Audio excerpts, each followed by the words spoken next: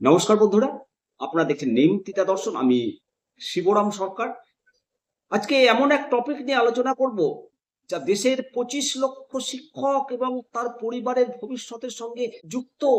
অত্যন্ত গুরুত্বপূর্ণ বিষয় নিয়ে আলোচনা করব। 1 সেপ্টেম্বর 2025 সুপ্রিম কোর্টের রায়ের পরিপ্রেক্ষিতে দেশের শিক্ষক সমাজ এক গভীর সংকটের মুখে দাঁড়িয়ে। কিন্তু এই লড়াই শিক্ষকরা একা নন। Teachers federation of India TFI, পশ্চিমবঙ্গে বিজেপি টিচার সেল সহ অন্যান্য শিক্ষক সংগঠন আদালত থেকে সংসদে পৌঁছে দিয়েছে এই বার্তা। আজকে ভিডিওতে আলোচনা করব, জানাবো বর্তমান পরিস্থিতি এবং সুপ্রিম কোর্টের লেটেস্ট আপডেট। বন্ধুরা, আমরা বরাবর বিশ্বাস করি যে গণতন্ত্রে শেষ কথা। শিক্ষকদের এই সমস্যার স্থায়ী সমাধান একমাত্র সংসদে সম্ভব। আর সেই লক্ষ্যে টিএফআই সারা ভারতবর্ষে, পশ্চিমবঙ্গ থেকে বিজেপি টিচার সেল সহ অন্যান্য শিক্ষক সংগঠন দেশের সমস্ত সাংসদদের হাতে স্মারকলিপি তুলে দিয়েছে। বিরোধী থেকে শাসক দল উভয় পক্ষের সাংসদরাই সংসদের ভেতরে এই ইস্যুটি নিয়ে সরব হয়েছে।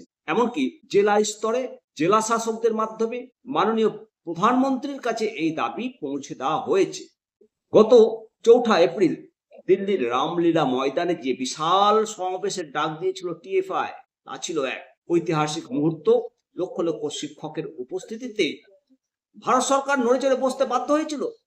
সরকারের প্রতিনিধি হিসেবে উপস্থিত ছিলেন মাননীয় সাংসদ শ্রী জগদম্বিকা পালজি। উনি শিক্ষকদের অভাব অভিযোগ সরাসরি সরকারের সর্বোচ্চ স্তরে পৌঁছে দেওয়ার আশ্বাস দিয়েছিলেন।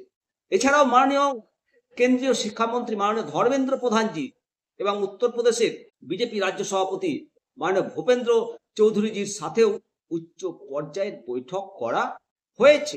রাস্তার লড়াইয়ের পাশাপাশি আইনি লড়াইও জোর কদমে চলছে। বরিষ্ঠ আইনজীবী PS পাটলিয়া এবং ভি গিরিজি সুপ্রিম কোর্টে ওপেন কোর্ট শুনানিতে শিক্ষকদের পক্ষে অত্যন্ত জোরালোভাবে যুক্তি তুলে ধরেছেন। এখানে একটা বিষয় পরিষ্কার করা দরকার যে 2010 সালের 23 আগস্টের আগে নিযুক্ত শিক্ষকদের RTE অ্যাক্ট অনুযায়ী ছাড় দেওয়া হয়েছিল, কিন্তু পরবর্তীতে মোদী সরকারের আমলে সংশোধনী আনা হয়েছে। তাতে 2015 সালের 31 মার্চ পর্যন্ত কর্মরত ইন সার্ভিসদের জন্য টেট পাস বাধ্যতামূলক করা হয়েছে। আইনজীবীদের যুক্তি ছিল, দীর্ঘকাল চাকরি করার পর এই নতুন নিয়ম শিক্ষকদের উপর অন্যায়ভাবে চাপিয়ে দেওয়া হচ্ছে। শুনানি চলাকালীন 10টি রাজ্যের আইনজীবীগণ উপস্থিত থাকলেও কোনো রাজ্যই গত 8 বছরের টেট সংক্রান্ত কোনো নির্দিষ্ট নোটিশ জারি করার কথা স্বীকার করেনি।